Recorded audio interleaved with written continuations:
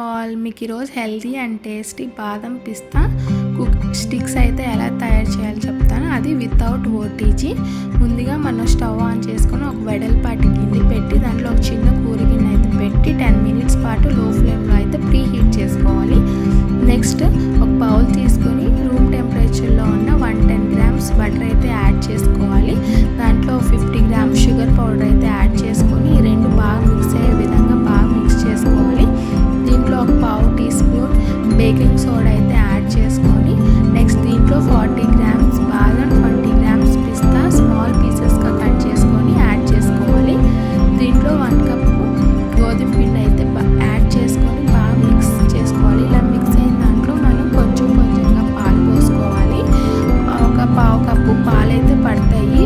దీంట్లోనే 1 table spoon vanilla essence అయితే add చేసుకొని ఇలా చపాతీ పిండిలా అయితే కలుపుకోవాలి. కలిపిన దాన్ని ఒక అరగంట పాటు అయితే ఫ్రిడ్జ్లో పెట్టుకొని తీసుకోవాలి. తీసుకున్న తర్వాత బటర్ పేపర్లో పెట్టుకొని ఇలా అయితే రోల్ చేసుకొని స్టిక్స్ లాగా అయితే కట్ చేసుకోవాలి. పైన కొన్ని నట్స్ అయితే యాడ్ చేసుకోవచ్చు.